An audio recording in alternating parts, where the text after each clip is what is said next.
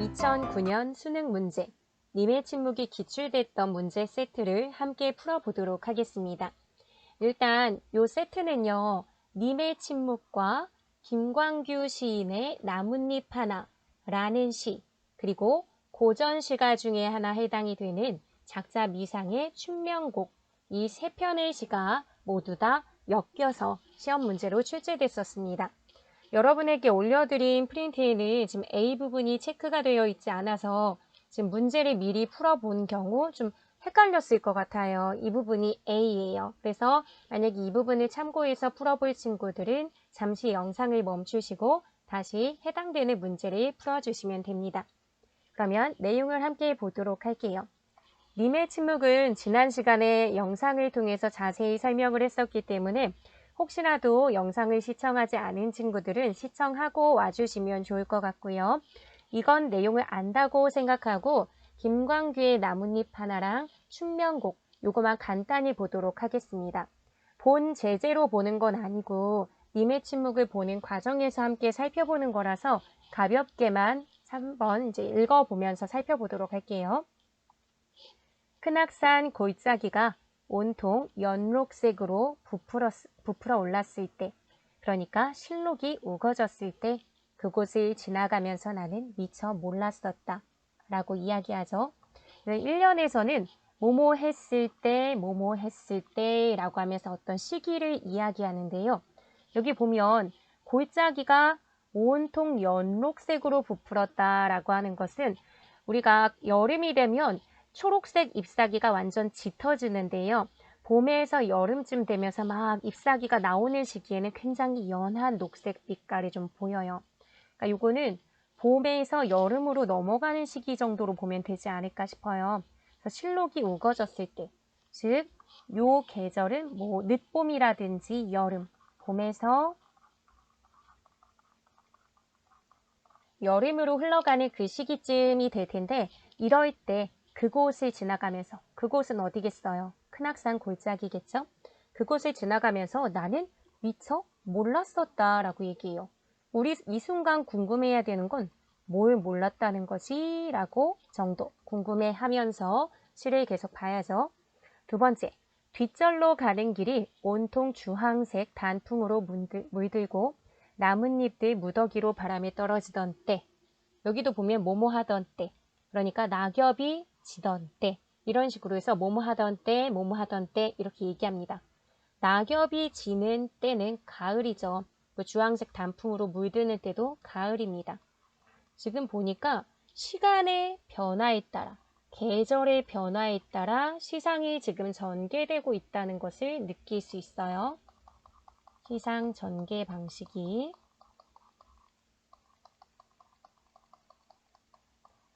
계절의 변화 또는 시간의 경과, 여기에 따라서 지금 시상이 전개되고 있구나라고 생각해 주면 되고요.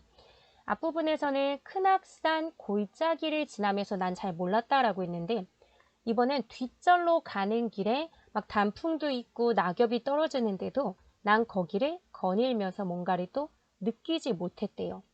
1년에서도 무언가를 몰랐고요. 2년에서도 무엇인가를 느끼지 못했습니다. 이게 무엇인지는 밝혀주지 않지만 1년과 2년의 형태가 굉장히 유사하다 정도의 느낌은 받으실 수 있을 거예요. 세 번째 연, 이렇게 한 해가 다 가고 눈발이 드문드문 흩날리던 날, 그럼 언제겠어요? 겨울이겠죠? 그러니까 전체적으로 봄, 여름, 가을, 겨울 시간이 흘러가는 모습을 보입니다. 앙상한 대추나무까지 끝에 매달려 있던 나뭇잎 하나. 이번엔 어떤 장소라고 보긴 애매하고 지금 중심이 되는 대상이 앙상한 대추나무 가지인 것 같은데요. 거기 끝에 매달려 있던 나뭇잎 하나가 문득 혼자서 떨어집니다.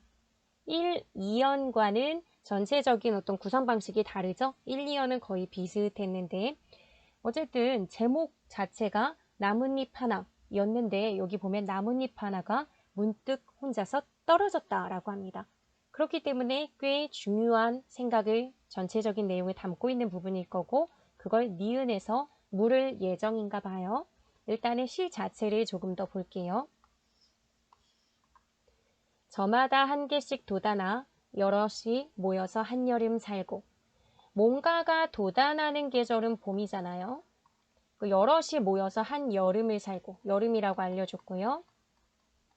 마침내 저마다 한 개씩 떨어져. 이게 가을이죠. 그리고 그 많은 나뭇잎들이 다 사라져요. 이거는 겨울이죠.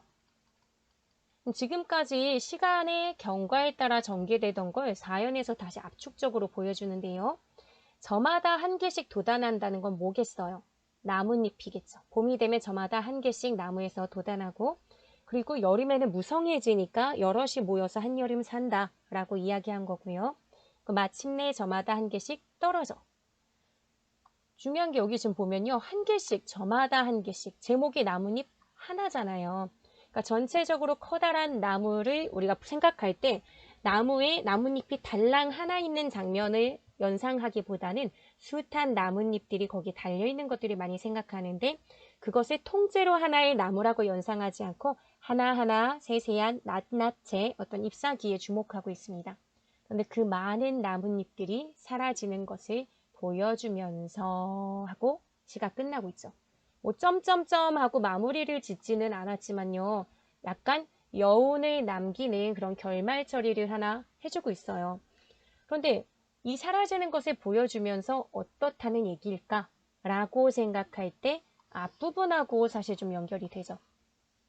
나뭇잎 하나 문득 혼자서 떨어졌다. 어떤 나뭇잎이냐면요. 앙상한 대추나무 가지 끝에 매달려 있던 한 개의 나뭇잎일 거예요. 하나가 이제 거의 다 떨어지고 요 마지막 하나가 남아있다가 그게 문득 혼자서 똑 떨어진 거죠. 근데 그 떨어지는 과정이 어떤 거냐면은 하나하나 돋아났다가 모여 살다가 다시 하나하나 떨어져서 결국은 다 끝나버리는 것. 그래서 결국은 모든 것은 생겨나지만 또 사라지게 돼 라는 나름의 깨달음을 보여주면서 또는 깨달음을 나에게 주면서 나뭇잎 하나가 문득 혼자서 떨어졌어 라는 이야기를 하는 것 같습니다. 그러니까 전체적인 구성의 측면에서는요. 좀 순서가 수식관계라고 해야 될까요? 요 네 번째 연이 앞에 있는 나뭇잎 하나 문득 혼자서 떨어졌다 했던 3년의 마지막 부분을 수식하는 것 같아요. 이런 것들을 보여주면서 봄, 여름, 가을, 겨울 시간의 변화를 거치면서 생성했다가 나뭇잎이 생겨났다가 다 사라져가는 과정을 이 나뭇잎이 보여줬었구나 라는 것을 깨닫게 되는 거죠. 근데 그 깨달음을요, 예전에는 가지지 못했어요. 지금 여기다가 좀 간단하게 시각화하면서 내용을 조금 보여드릴게요. 앞부분의 1년을 보면요, 뭐라고 얘기하냐면 큰악산 골짜기가 온통 다 연록색으로 다 물들을 정도로 엄청나게 나뭇잎들이 많이 생성되고 만들어지던 그 시기에는 미처 몰랐었다라고 얘기하잖아요. 그러니까 이렇게 잎사귀가 무성한 시기에는 몰랐던 거예요. 언젠가 이게 생성과 소멸의 과정을 거치듯 사라져 버린다는 걸 봄이나 여름엔 몰랐던 거죠. 그래서 온통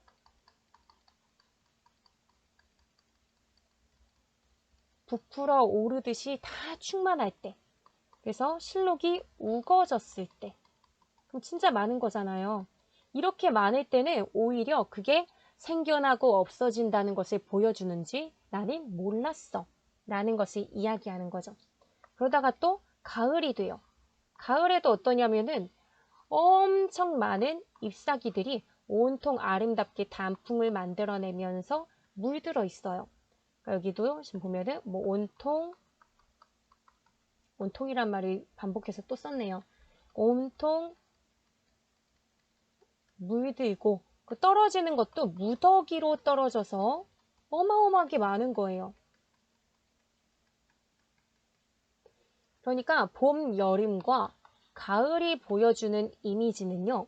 굉장히 무성한 잎사귀들. 하나가 아니야. 뭔가 굉장히 많은 것 같은 느낌을 줘요. 근데 이때는 미처 깨닫지 못한 거예요. 그러다가 겨울이 되고 겨울에 그게 다 떨어지면서 대추나무에 딱 하나 남아있는 잎사귀가 있었는데 그게 똑 하고 혼자서 떨어져 버릴 때 그제서야 비로소 깨닫는 거죠. 아, 이 하나하나의 잎들은 모든 잎들의 봄, 여름, 가을, 겨울, 즉 한 개씩 돋아났다가 모여서 살다가 각자의 삶이 끝나는 건 또 혼자잖아요. 고독하게 삶은 끝나버리는 거니까. 그렇게 끝났다가 또 결국은 모든 것이 사라져버리는 뭔가 소멸, 좀 약간의 뭐 상실, 허무 이런 걸로 가게 된다는 것을 알게 되는 거죠. 그러니까 이 하나하나의 잎사귀들이 사실은 모든 삶의 생성과 소멸을 다 품고 있다라는 걸 깨닫게 된 거예요. 생성과 소멸을 모두 품고 있다는 것. 이것을 예전에 모든 것이 충만했을 때는 미처 깨닫지 못하다가 마지막 아깝게 남아있는 한 개가 톡 떨어졌을 때 그제서야 알게 되는 거죠. 이 하나의 잎사귀 속에는 모든 잎들의 계절들이 들어있구나 라고 하는 것을 말이죠. 이 시의 전체적인 내용으로 보자면 하나의 존재가 소멸하게 되는 과정을 보면서 존재의 소멸에서 오는 상실감과 안타까움, 요걸 드러내는 시가 바로 요 나뭇잎 하나였다고 생각하시면 될 것 같습니다. 그럼 아마 모르긴 몰라도 이 시를 쓴 또는 화자의 입장에서도 비슷한 처지가 아닐까 싶어요. 봄, 여름, 가을, 잎이 떨어지기 그 전의 단계처럼 충만하고 뭔가가 가득 차 있었을 때는 나 하나의 인생이 나의 어떤 뭐 생성과 소멸이나 인생사의 어떤 전 과정을 품고 있다는 것을 미처 깨닫지 못하다가 이제 뭐 노년으로 가거나 나이가 꽉 차거나 아니면 좀 성숙하거나 내적으로 그런 과정 속에서 나의 하나의 인생이나 나의 삶이 모든 하나의 인생, 삶, 뭐 태어남, 생성, 그리고 나중에 사라지게 되는 소멸까지 모두 다 품고 있는 나름의 가치가 있는 존재구나. 이런 것들이나. 근데 그런 존재가 사라지게 된다면 안타깝겠다 하는 생각을 하게 된 것은 아닐까라는 생각이 듭니다. 이렇게 해서 일단은 가볍게 나뭇잎 하나라는 작품을 봤고요. 춘명곡을 한번 볼게요. 봄 춘자의 이 면이라는 것은 우리가 잠잔다 라는 뜻이니까 봄에 잠들었던 것에 대한 뭐 그런 내용인가 봐요. 한번 같이 보도록 할게요. 고전 시가는 우리가 좀 어렵게 느끼는 경향은 있지만요. 이 시는 그렇게 어렵지는 않게 접근할 수 있지 않을까라는 생각은 들어요. 우리의 그냥 자연스러운 정서에 기대서 내용을 한번 보도록 하겠습니다. 삼경에 못 든 잠을 사경 말에 비로소 들어. 삼경, 사경이 구체적으로 몇 시인지 알 필요는 없을 것 같아요. 근데 보통 삼경이라고 하는 것부터가 좀 굉장히 야심한 밤을 생각하면 될 거고요. 사경이라고 하면 더 늦은 밤이겠죠. 잠 못 자다가 사경 말에 비로소 잠이 들었어요. 그러고 나서 상사하던, 우리 상사병이란 말은 아니죠. 굉장히 사랑하고 그리워하던 임을 꿈 가운데에 해후, 비로소 만나게 된 거죠. 그럼 얼마나 반갑겠어요. 그래서 시름과 한, 뭔가 현실 속에서 만날 수 없는 의미인가 봐요. 그래서 시름과 한, 마음속에 뭐 그리움이나 괴로움 모든 감정일 텐데 그것을 다 말하지도 못한 채 한바탕 꿈이 흩어져 버려요. 꿈에서 깨버렸나 봐요. 그래서 아리따운 고운 얼굴, 임의 그 모습을 아름답게 얘기하는 거죠. 곁에 얼핏 앉았는 듯 어화 아뜩하다 꿈을 생시 삼고 지고 내가 너무나 보고 싶던 임을 꿈에서 봤으니까 깨어버리고도 약간 멍한 상태라고 보면 될 것 같아요. 꿈속에서 본 아리따운 그 얼굴이 아직도 옆에 있는 것처럼 느껴지면서 아이고 아뜩하다 꿈을 생시로 만들고 싶구나. 꿈이 현실이었으면 하는 생각을 하죠. 잠 못 들어 탄식하고 바삐 일어나 바라보니 겨우 잠들었다가 사랑하는 사람 얼굴 봤는데 그게 꿈이라는 것을 알면 잠이 들 수 있겠어요. 그러니까 잠 못 들어 탄식하고 일어나서 바라보니 구름산은 첩첩하여 천리몽을 가려있고 흰 달은 창창하여 두 마음이 비추었다. 여기서의 마음은 뭐 나와 뭐 임의 마음일 수도 있겠죠. 그러니까 그냥 달만 높이 떠 있을 뿐 지금 내 옆에 임은 없는 거예요. 좋은 기약 막혀 있고 세월이 하도하시자. 좋은 기약은 뭐 임을 다시 만날 수 있으리라는 어떤 약속일 텐데 그게 막혀 있다 했으니까 만날 가능성이 스스로 생각할 때도 높지 않다라고 생각하는 것 같고요. 세월은 그냥 막 하염없이 흘러가 버리는 거죠. 숱한 세월이. 그래서 엊그제 꽃이 버들결에 붉었더니 엊그제 꽃하면 뭐 봄이겠죠. 계절적으로 봤을 때는. 그게 버드나무 자체도 봄을 드러내는 소재고요. 버들 곁에 굉장히 붉고 예쁘게 피었었어. 아름다웠던 시절이 있었지. 근데 그 결에 후룰하여, 후룰하다라는 것은 시간이 엄청 빨리 지나간다고 뜻풀이가 되어 있는데요. 이게 시간이 그냥 무심하게 흘러가 버려서 잎에 가득 가을 소리라. 그러니까 봄이 가을로 흘러가 버렸죠. 따뜻하고 좋았던 계절이 흘러가 버리고 새벽설이 지는 달, 뭐 늦가을이나 겨울로 흘러가는 시기일 거예요. 여기도 계절의 어떤 이동이 잘 드러나는데 새벽설이 지는 달에 외기러기 슬피울째. 외기러기 하는 것은 감정이입의 대상이겠죠. 사실은 내가 굉장히 슬픈 건데 마치 이 추운 날 지는 달에 외기러기도 이게 뭐야 너무 춥고 어둡고 외로워하고 우는 것처럼 나 스스로가 느끼고 있어요. 그때 반가운 님의 소식 행여 올까 바라더니 그러니까 님의 소식이 오기를 바라고 있었는데 아득한 구름 밖에는 빈 소리만 있을 뿐 소식이 오지 않습니다. 지리하다 이 이별이 언제면 다시 볼까? 이별의 상태는 길게 이어지고 만날이라는 희망이 없어 보이죠. 어화 내 일이야 나도 모를 일이로다. 아이고 나의 일이야 나도 어떻게 될지 모른다. 어화 탄식에 가까운 한숨과 같은 것, 영탄법 같은 거죠. 님의 침묵에도 이런 거 있었죠. 실제 시험에서도 물었습니다. 수능 문제에서. 어쨌든 아이고 내일이야 나도 어떻게 될지 모르겠다. 이리저리 그리워하면서 어이 그리 못 가는 곳 임에게 못 갈까. 약수 삼천리 멀단 말이 이런 곳을 일렀구나. 약수라는 말이 고전시가에 잘 나오죠. 깃털이 하나 떨어져도 뜨지 못하고 다 가라앉는 강이에요. 그러니까 여기는 배를 띄울 수도 당연히 없겠죠. 임과 나 사이에 약수가 가로놓이게 되면 임과 절대 만날 수 없습니다. 그래서 뭔가 임과 만날 수 없는 비통한 정서를 드러낼 때 약수라는 소재가 곧잘 나오곤 해요. 어쨌든 약수 삼천리 멀단 말이 이런 곳을 일렀구나. 그러니까 지금 임에게 갈 수 없는 상황이라는 거예요. 산 머리에 조각달 되어 님의 낯에 비추고자. 그러니까 나는 조각달이 되고 싶어. 그래서 임의 얼굴에 비춰주고 싶고 바위 위에 오동이 되어 오동나무가 되어 임의 무릎 베고자. 그리고 빈산에 잘새 되어 북창에 가서 울고 싶고 지붕 위에 아침 햇살에 제비 되어 날고 싶구나 라고 얘기합니다. 그러니까 제비가 돼서 또 임의 근처에 날고 싶고 옥창의 앵두하에 나비 되어 날고 지고 여기 지금 보면은 계속 내가 직접 가지 못하니까 대신해서 임에게 갈 수 있는 대상들을 언급하죠. 이게 정철에 송미인곡이나 삼미인곡에 나왔던 그런 소재들도 이런 역할들을 해주는데요. 여기서도 그런 것들이 나오죠. 그러니까 화자의 대리물이라고 볼 수 있고요. 나 대신에 갈 수 있는 존재, 그리고 화자의 어떤 사랑을 잘 보여주는 소재라고 보면 될 것 같습니다. 그래서 태산이 평지되도록 금강이 다 마르도록 평생 슬픈 회포 어디에 견주리요. 태산은 평지가 되기 어렵고요. 되려면 어마무시한 시간이 들어야겠죠.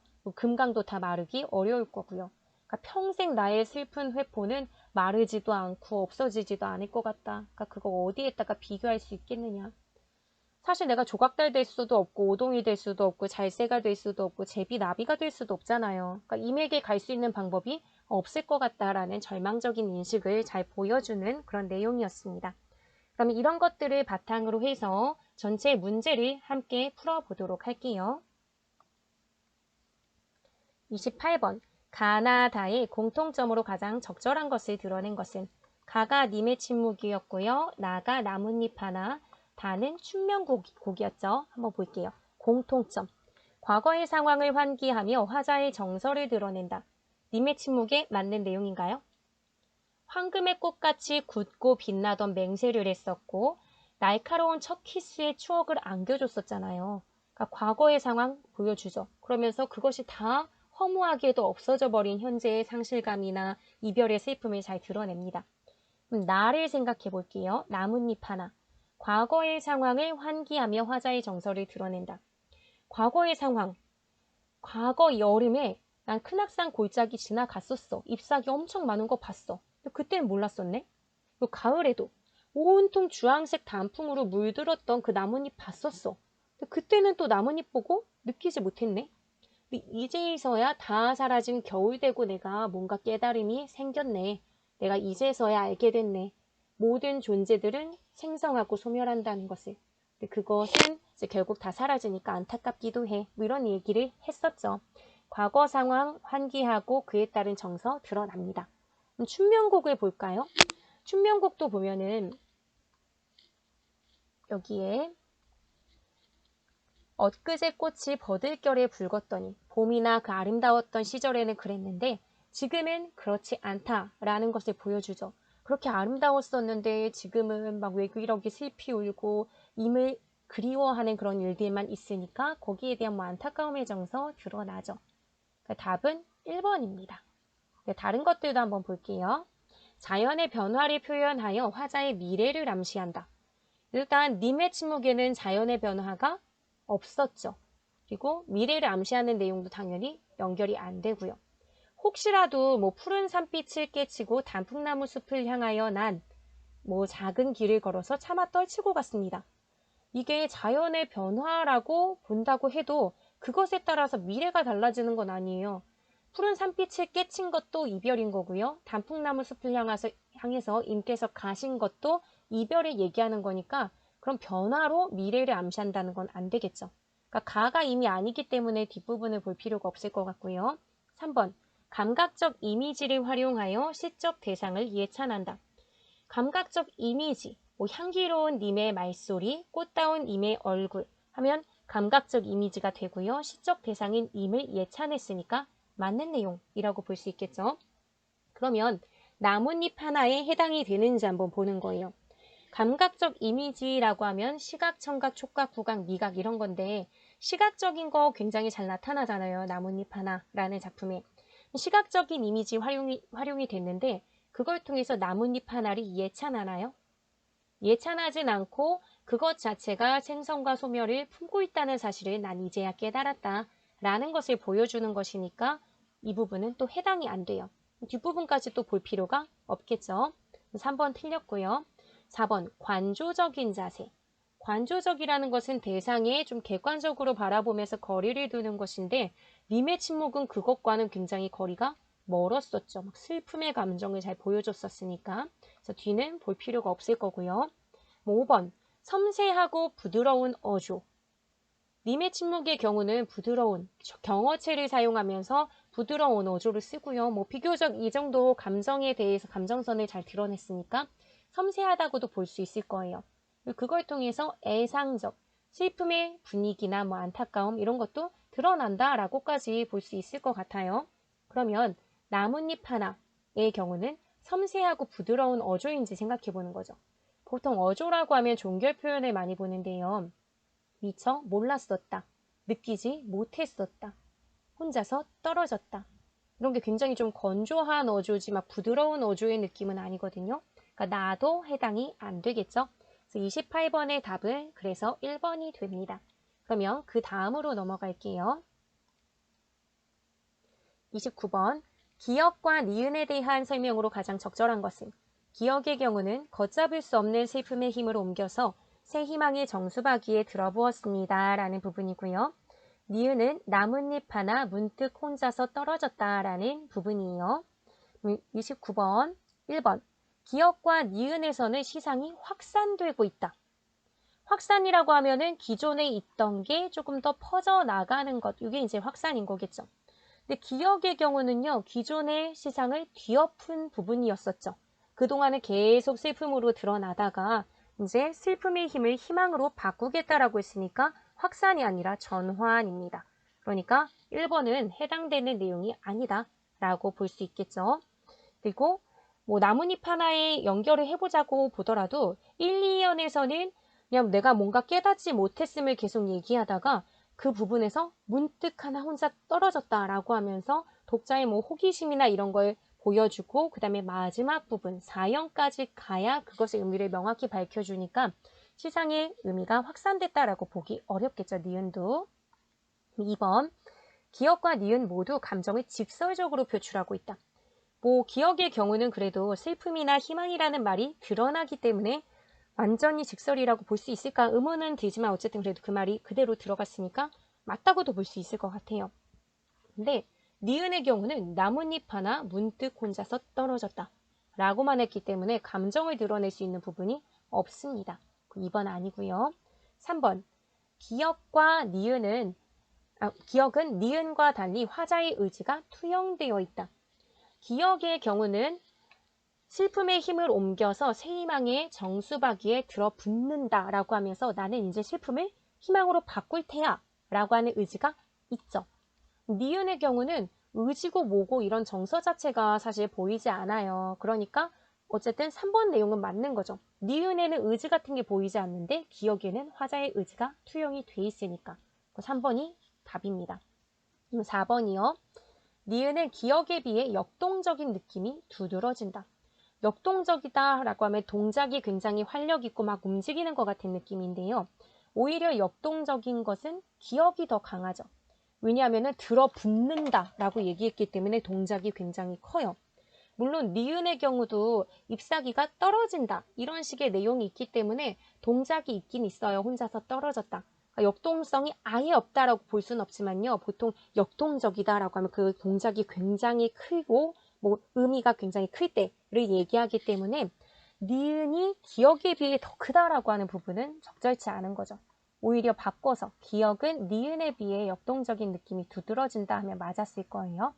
5번 기억은 사실의 기술이 기억에서 걷잡을 수 없는 슬픔의 힘을 희망의 정수박이에 들어붙는다. 뭐 사실적이라고 볼 수 없잖아요. 슬픔을 어떻게 희망에 붙지? 어떻게 감각할 수 있거나 아니면 물처럼 양이 있는 물건이 아니기 때문에 사실의 기술이라고 볼 수가 없죠. 니은의 경우가 사실 더 사실의 기술이라고 볼 수 있죠. 그러니까 바뀌었다고 볼 수 있을 것 같아요. 니은이 오히려 그냥 잎사귀가 툭 떨어지는 거니까 사실의 기술인 거고 기억의 경우가 관념, 머릿속에 있는 생각인 슬픔이나 희망을 가지고 표현했으니까 관념의 표현이 부각된 거죠. 29번 답이 3번이었습니다. 그러면 30번으로 넘어갈게요. 가와 다를 대응시켜 감상한 내용으로 적절하지 않은 것은 가가 님의 침묵이고 다는 충명곡이었죠. 한번 볼게요. 가의 첫 번째 아라고 하는 것은 탄식이었죠. 이미 떠나는 것에 대한 절망이었거든요. 근데 다의 두 번째 어화 같은 경우에도 그런 거였죠. 자, 아까 님의 침묵과 굉장히 유사하다 이런 얘기 했었어요. 이 부분이었죠. 탄식하는 부분. 그렇기 때문에 색채가 굉장히 비슷한 느낌? 이런 걸 줍니다. 그래서 여기 보면 부정적 상황에 대한 비탄의 표현, 슬픔의 탄식으로 볼 수 있겠군 하면 맞는 내용이 되는 거죠. 2번 가에 나온 차디찬 티끌과 나에 나온 새벽서리는 허무하게 깨진 인연을 상징한다는 점에서 통하네.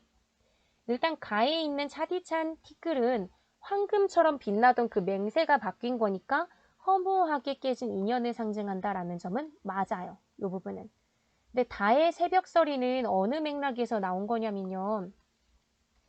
겨울로 되면서 굉장히 추울 때 외기러기가 슬피 울어. 그러니까 추운 상황에서 더 외로움을 좀 강화시키는 시간적인 배경 정도로 생각해야지 요것 자체가 어떤 뭐 인연 자체가 깨진 것이라고 보기에는 좀 너무 나아간 것이라고 볼 수 있습니다. 자, 30번에는 답이 2번이라고 보고 넘어가시면 돼요. 3번 가의 꽃다운 님의 얼굴과 다의 아리따운 고운 얼굴은 화자가 사랑하는 대상. 이거는 뭐 의심의 여지가 없죠. 4번 가의 눈물과 다의 시름과 하는 이별로 인해 생겨난 슬픔. 맞죠? 5번 가의 다시 만날 것을 믿습니다 라고 하는 거니까 다시 사랑을 하게 되는 것 이걸 거고요. 다에서 좋은 기약. 이것도 좋은 기약을 기다리는데 오지 않아서 슬픈 거잖아요. 그러니까 님과 만나고 싶은 소망과 관련되는 거 맞겠죠? 30번의 답은 2번이었습니다. 31번으로 넘어가서요. 보기를 바탕으로 A를 이해한 내용으로 가장 적절한 것은 A가 바로 요거죠. 제 곡조를 못 이기는 사랑의 노래는 님의 침묵을 휩싸고 돕니다. 이걸 보기 내용을 참고해서 읽어보라고 얘기했어요. 보기를 같이 볼게요. 님의 침묵에서 노래와 침묵은 화자와 님의 관계를 이해하는데 핵심이 되는 시어이다. 한용운은 시 반비례에서 당신이 노래를 부르지 아니하는 때에 당신의 노랫가락이 역력히 들립니다 그려 라고 한대요. 노래를 부르지 아니하는 때가 바로 침묵하는 때잖아요. 조용히 하는 때. 그런데 그때 노랫가락이 역력히 들린대요. 즉 침묵만 하고 있고 입만 다물고 있을 뿐이지 임은 존재해 라고 하는 게 임의 침묵을 통해서 우리가 봤던 생각이라면 그걸 좀 더 명확하게 밝혀주는 게 반비례인 거죠. 노래를 부르지 않을 때 오히려 님에 대한 노래를 부르고 싶고 님이 얼마나 나에게 중요하고 소중한 존재인지 그 가치를 알게 되잖아요. 그러니까 그것을 노랫가락은 역력히 들립니다 그려 라고 표현을 한 것 같아요. 당신의 소리는 침묵이에요. 소리가 침묵이다. 사실 말은 되지 않지만요. 이런 식으로 얘기하면서 이 침묵이라고 하는 것 자체가 정말 완전히 대상이 존재하지 않고 나에게 절대 안 나타나는 뭔가 절망적인 상황을 얘기하는 것은 아니다 라고 보는 거죠. 이어서 보면 침묵이라는 부재의 상태에서 오히려 님의 실제를 볼 수 있다 라고 얘기하고요. 화자는 님을 향해 노래 부르는데 시 나의 노래에서 나의 노래가 산과 들을 지나서 멀리 계신 님에게 들리는 줄을 안다 라고 했대요. 그러니까 내가 부르는 노래가 님에게 닿을 거야 라고 하는 믿음이 있는 거죠. 그래서 이는 화자가 자신의 노래라고 하는 것, 그러니까 내가 노래 불러서 님에게 들리게 할 거고요. 그 노래가 지니는 가치가 바로 뭐냐면 근원적으로 님과 소통하는 거예요. 소통이 가능하다라고 하는 긍정적인 믿음을 화자는 가지고 있다라고 보는 거죠. 그러니까 보기에서는 나는 님과 소통할 수 있다고 믿는다는 사실을 보기에서 알려주고요. 한용운 시에 다 두루두루 적용되는 내용이다라고 하는 것을 넌지시 알려주는 거예요. 님의 침묵이든 반비례든 나의 노래든 이런 데에 다 적용이 된다는 걸 알려주죠. 그거에 바탕으로 해서 제 곡조를 못 이기는 사랑의 노래, 그래서 그게 님의 침묵을 휩싸고 돈다는 침묵이나 노래의 의미를 좀 이해하고 있는지 이걸 적용해서 잘 파악했는지를 이제 확인할 겁니다. 1번 선지부터 볼게요. 노래가 제 곡조를 못 이긴다는 것은 님이 침묵하는 상황을 화자가 감당하지 못한다는 뜻이야. 감당하지 못한다는 건 뭐예요? 결국은 막 포기하고 괴로워하는 거잖아요. 근데 여기서는 이미 믿는다고 우리 같이 얘기했죠. 믿고 있고요. 그래서 근원적으로 소통할 수 있다고 믿어요. 근데 그 맥락에서 연결해서 보면 감당하지 못한다는 건 말이 안 되죠. 그러니까 1번은 틀린 내용이 될 거고요. 2번, 노래가 님의 침묵을 휩싸고 돈다는 것은 화자가 부재 속에 실제하는 없는 것 같지만 거기에 있다는 거죠. 부재의 상태에서 님의 실제를 본 것이다. 이 부분이 그대로 적용되죠. 부재 속에 실제하는 님과 깊이 교감한다는 뜻이야. 즉 여기 소통이라고 하는 것을 또 그대로 썼어요. 보기를 굉장히 잘 적용해서 이해한 그런 내용의 선지라고 보시면 됩니다. 그러니까 답이 2번이 되는 거죠. 그럼 3번 선지도 볼게요. 나의 노래가 산과 들을 지나서 멀리 나아간다고 한 데에서 사랑의 노래가 자연 친화적이라는 뭔가 이 엉뚱한 말은 도대체 뭡니까? 자연 친화가 아니라 지금 계속 님을 그리워하는 뭐 사랑의 고백이라든지 님에 대한 믿음, 내가 계속해서 님과 소통이 가능하다는 믿음 이런 걸 보여주는데 뜬금없이 자연 친화 얘기하시면 안 되는 거죠. 4번 침묵을 휩싸고 도는 노래가 사랑의 노래라는 것은 침묵이 끝나야 사랑이 비로소 시작된다는 것을 말하고 있어. 4번이 혹시라도 2번으로 답하지 않으시고 틀렸으면 4번으로 했을진 잘 모르겠어요. 그럴싸하게 포장해 보려고 노력한 선지 같아 보이거든요.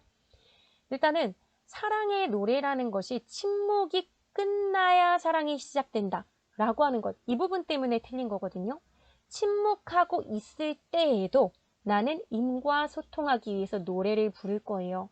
왜냐하면 이미 부재하고 있는 상태에도 실제하고 있는 존재라는 것을 화자는 믿거든요. 근데 침묵이 끝나야 사랑이 시작된다는 건 침묵하고 있을 때는 임도 없고 사랑도 없다라고 인식하는 거니까 4번은 틀렸죠. 그러면 5번으로 넘어갈게요. 침묵하는 님에게서 노랫가락을 역력히 듣는다는 데에서 사랑의 노래가 화자의 노래가 아니라 님의 노래임을 알 수 있어. 그러니까 여기서는요, 뭐 님의 노랫가락도 있지만요, 19절에서는 제 곡조를 못 이기는, 나의 곡조를 못 이기는 사랑의 노래이기 때문에 이거는 나의 사랑의 노래예요. 임도 노래를 하겠지만 이 부분에서는 내가 부르는 사랑의 노래. 그래서 보기에서도 보면 자신의 노래라는 말도 있잖아요. 그러니까 나의 노래든 그 임의 노래든 서로 침묵하고 있는 것 같고 아무 소리가 들리지 않더라도 서로 충분히 소통이 가능하다라는 인식을 이 시에서는 또는 보기에서 보여주는 내용으로는 하고 있는 겁니다. 그렇기 때문에 여기서는 님의 침묵 19절에 있는 사랑의 노래는 화자의 노래인 거지 님의 노래는 아니에요. 그래서 내가 계속 임과 소통하기 위해서 노래한다 라는 내용으로 이해하셔야 됩니다. 그러면 그 다음으로 넘어갈게요. 32번 나에 대한 설명으로 적절하지 않은 것은 나뭇잎 하나에 해당하는 문제죠. 1년, 2년에서 유사한 문장 구조 사용된다는 거 아까 이야기 드렸었고요. 그럼으로써 대상의 의미를 깨닫지 못했던 모습. 1, 2년은 전부 다 대상의 의미를 깨닫지 못한 거잖아요. 한 번만 얘기해도 되는데 내가 예전에도 못 깨닫고 또 예전에도 못 깨달았어 라는 것을 보여주니까 잘 깨닫지 못했던 모습이 강조된 것 맞죠? 2번 1에서 3년까지 보면 골짜기, 길, 대추나무, 나뭇잎 하나 이렇게 대상이 바뀌면서 화자와 대상의 거리가 가까워지고 있다라고 합니다. 시를 통해서 한 번만 확인할게요. 이거 아까 시 언급하면서 얘기했었어요. 큰악산 골짜기, 산 골짜기에서 뒷절로 가는 길로 대상이 바뀌었죠. 뒷절로 가는 길은 조금 더 범위가 작아졌죠. 전체 산의 골짜기였다가. 근데 그랬다가 앙상한 대추나무 가지라고 했으니까 더 작아집니다. 근데 그런 나뭇가지에서 세세한 작은 나뭇잎들을 얘기했으니까 범위가 더 좁아진 거죠. 그렇게 본다면 시적 대상이 바뀌고 하나하나 작은 것에 더 주목하게 되니까 대상의 거리와 더 가까워진 거 맞죠? 결국은 골짜기에 있는 나뭇잎은 내가 제대로 보지 못했다. 길가에 있는 나뭇잎도 내가 제대로 보지 못했다. 그리고 대추나무에 있는 그런 나뭇잎도 이제 다 떨어지고 그러는 것도 내가 그동안은 그 진가를 제대로 알아채지 못하다가 딱 하나 남았을 때 알아챘다라고 하면서 이 나뭇잎과의 거리가 그 나뭇잎이 갖고 있는 의미를 파악하는 데 있어서 마지막에 왔을 때 가장 가까워져서 그 의미를 그 본질을 잘 파악할 수 있게 됐다라는 이야기이니까 2번도 맞는 내용. 3번 1에서 4연까지를 봤을 때 그러니까 문득 마침내 같은 부사는 독자로 하여금 화자의 인식에 주목하게 하고 있다라고 하죠. 보면은 뭐 마침내 저마다 한 개씩 떨어지는 것을 뭐 보여주면서 이렇게 얘기한다든지 또는 문득 혼자서 떨어졌다. 그동안 그 혼자라는 것에 주목하지 못하다가 문득 나는 알게 됐다, 보게 됐다라고 얘기하는 거니까 맞는 내용인 거죠. 4번 4연에서 저마다 한 개씩이라고 하는 식구를 반복함으로써 세상과 화합할 수 없는 존재의 고뇌를 강조하고 있다. 답은 4번이죠. 저마다 한 개씩이라고 하는 식구가 반복되는 건 맞아요. 그런데 그게 세상과 화합할 수 없는 존재의 고뇌? 여러분들은 이 시를 읽으면서 화자가 세상과 화합할 수 없어서 고통스러워하고 있구나. 이런 걸 느끼지는 못했죠. 전체적으로 봤을 때 봄, 여름에도 내가 알아채지 못했고 가을에도 알아채지 못했던 나뭇잎 한 개 한 개 저마다 한 개씩 그 하나하나마다 생성과 소멸이라고 하는 어떤 대자연의 뭐 원리 이런 것들을 품고 있다는 걸 이제야 깨달았어 라고 하는 거거든요. 그러니까 그 깨달음을 저마다 한 개씩 한 개씩 그 한 개씩마다 다 생성과 소멸이라는 가치를 포함하고 있구나. 즉 모든 존재는 생성과 소멸을 거듭한다. 거듭 생성과 소멸을 한다라고 보는 게 더 적절하겠네요. 생성과 소멸을 한다. 라는 것을 보여주려고 저마다 한 개씩 한 개씩이라고 얘기한 거지 세상과 화합할 수 없어서 괴로워하는 건 아니에요. 그러니까 이거는 주제를 제대로 파악만 했으면 여기서 엉뚱한 소리 하면서 손을 막 흔들고 있는 선지를 파악하는 게 어렵진 않았을 겁니다. 5번이요. 자연에서 화자는 생성에서 소멸에 이르는 자연물의 변화 과정을 통해 인간의 삶을 이해하고 있다. 이것 봐요. 생성에서 소멸에 이르는 변화 과정. 이걸 얘기한 게 이 시였잖아요. 인간의 삶을 이해하는 게 맞나요? 이건 직접적으로 안 나온 것 같은데요? 하는 친구들도 있을 텐데요. 보통 자연에 주목해서 자연의 섭리를 이야기하면서 뭔가 주제의식을 이끌어 온다는 것 자체가 그 안에서 인간의 삶을 본 거죠. 우리가 내가 외롭고 쓸쓸할 때 나뭇잎 하나도 쓸쓸하고 고독해 보이기도 하는 거고요. 내가 행복할 때 꽃잎 하나도 굉장히 향긋하고 좋아 보이는 거잖아요. 그러니까 이런 생성과 소멸을 반복한다는 것 자체가 어떻게 보면 인간의 개개인의 삶, 저마다 한 명 한 명의 삶도 생성했다가 소멸하기를 반복하지 라고 연결했을 때 전혀 부자연스럽지 않거든요. 그러니까 이 부분도 적절하다라고 볼 수 있습니다. 32번의 답은 3번이 되는 거고요. 4번이 되는 거고요. 마지막 문제. 보기를 참고하여 A를 감상한 내용으로 적절하지 않은 것은 이라고 했어요. A는 어떤 부분이었냐면 여기였죠. 뭐가 되어서 님의 곁으로 가고 싶고 무엇이 돼서 님의 곁으로 가고 싶고 이게 계속 반복되는 부분이었는데요. 이 부분에 관련된 보기 내용을 볼게요. 시조나 가사에는 임과 헤어져 있는 화자가 어떤 특정한 자연물로 다시 태어나서 그 내용이었죠, 방금. 임의 곁에 머물고 싶다는 진술이 흔히 나타난다. 이러한 진술은 화자의 소망을 강조하기 위한 관습적 표현인데 관습이라는 건 나 혼자 쓰는 게 아니라 대부분의 사람들이 많이 쓰는 표현이라는 거죠. 그렇기 때문에 그 속에는 당대인들의 세계관, 인식이 투영 들어가 있어요. 인간과 자연이 깊은 관련을 맺으면서 조화를 이룬다는 인식, 현세의 인연이 후세로 이어질 수 있다는 순환적 인식, 이런 것들이 반영이 되어 있다. 두 가지죠. 인간과 자연이 조화를 이룬다. 현세의 인연이 후세로 이어질 수 있다. 라고 하는 그런 인식이 있다라는 것을 지금 소개해주고 있어요.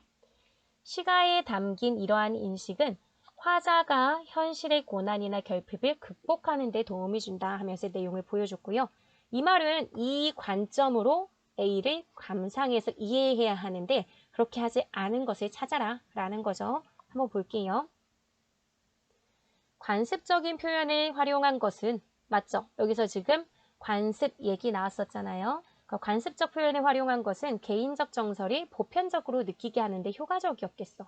그렇죠. 혼자만의 생각이 아니라 누구나 다 그렇게 생각하는 것을 가져다 쓰면 공감의 폭이 넓어지잖아요. 그러니까 1번 맞고요.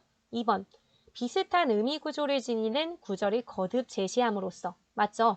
뭐가 되어 뭐 하고 싶다, 뭐가 되어 뭐 하고 싶다라고 하면서 소망이 간절함을 강조하고 있어. 소망을 강조하기 위해 이런 표현도 보기에 있는 내용도 적용이 되고요. 실제 시에서 구절을 거듭 제시한 것도 맞죠? 그럼 2번도 맞는 내용이에요. 3번 오동이 되고 싶다, 제비가 되고 싶다, 나비가 되고 싶다 했는데 이런 것들이 인간과 자연이 관련되어 있다는 화자의 인식을 보여준다. 자연물이죠, 전부 다. 얘네 전부 다 자연물이기 때문에 인간과 자연이 관련이 되어 있다. 만약에 이 보기 내용이 없었으면 이거 너무 좀 앞서간 해석 아닐까요? 할 수 있겠지만 보기에서는 이미 이런 부분들, 관습적인 표현에서 인간과 자연이 깊은 관련을 맺으며 조화를 이룬다는 인식이 있을 수 있다는 걸 보여줬기 때문에 가능한 해석일 수가 있습니다. 4번, 조각다리나 잘새 같은 소재에는 님과 함께 크고 넓은 세계로 도약하려는 화자의 소망. 함께 무언가를 하고자 하는 소망? 이건 내가 함께 할 수 없어서 다른 대상이 그냥 되면 좋겠다 하는 거지 나중에 또 뒷부분 가서는 절망하고 있잖아요. 그러니까 여기서는 넓은 세계로 가려고 한다라는 희망적인 인식, 이건 전체적인 주제의식과 어긋나 있어요. 그러니까 답이 4번이 되는 거겠죠? 맞지가 않습니다. 마지막, 자연물로 변해서라도 님과 만나려 하는 것을 보니 화자가 님과 만나기 어려운 상황에 놓여 있음을 보여준다. 현실의 고난이나 결핍을 극복하는 수단이 자연물로 변하는 거였죠. 즉, 현실의 고난이나 결핍은 이별의 상황이에요. 그러니까 너무나 극복이 어려우니까 내가 제비라도 되었으면 나비라도 되었으면 하고 생각하는 거잖아요. 그러니까 님과 만나기 어려운 상황이구나라는 것을 잘 알 수 있습니다. 그래서 답은 4번이었어요. 네, 이렇게 해서 조금 긴 시간, 어차피 지금 지문에 나와 있으니까 나뭇잎 하나랑 춘명곡도 조금은 봤어요. 그래서 이렇게 한번 내용을 살펴봤고요. 다시 한번 내용을 보면서 그래도 전체 작품들, 어떻게 보면 세 개의 작품을 우리가 본 건데요. 작품들의 내용을 잘 이해하는 과정을 거치시면 좋을 것 같습니다. 오늘은 여기서 마무리 짓고요. 다음 시간에는 이상화 시인의 빼앗긴 들에도 봄은 오는가를 함께 배우도록 하겠습니다. 오늘 모두 수고하셨습니다.